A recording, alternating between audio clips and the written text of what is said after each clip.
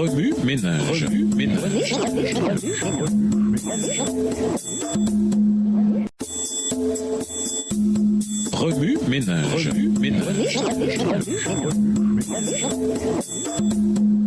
Bienvenue dans votre émission. Remue ménage. Nous voilà à la leçon de vendredi, une attitude empreinte de reconnaissance. Lisons Colossiens 2, les versets 6 et 7. Colossiens 2, les versets 6 et 7. Ainsi donc, comme vous avez reçu le Seigneur Jésus-Christ, marchez en lui, étant enracinés, fondés en lui et affermis par la foi, d'après les instructions qui vous ont été données et abondez en actions de grâce. Pour conclure, une bonne gestion chrétienne de la vie vient de la compréhension que nous ne sommes pas ici pour rien, que nous avons tous un objectif et jouons tous un rôle dans le magnifique plan de Dieu.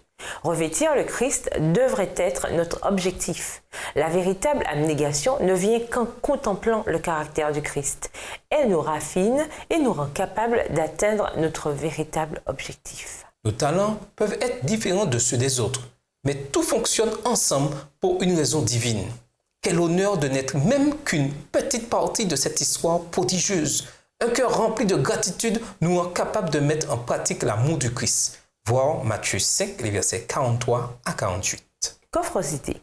Dessinez une personne, la vôtre, et étiquetez chaque partie du corps avec le talent que Dieu vous a donné à utiliser pour sa gloire. Par exemple, pointez une flèche vers la gorge pour montrer que vous avez le talent du chant. Accrochez votre dessin à un mur d'où vous pouvez le voir. Il vous rappellera d'utiliser ses talents. Écoutez le cantique Merci de J'aime l'Éternel numéro 454. Tenez un journal sur les aspects de votre attitude sur lesquels vous travaillez.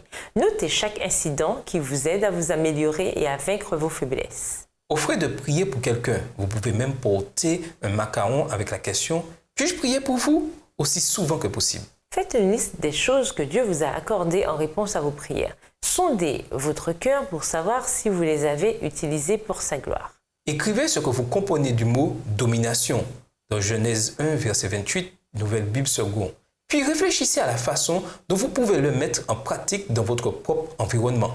Regardez le sermon Love Suprême de Doug Batchelor, disponible sur YouTube.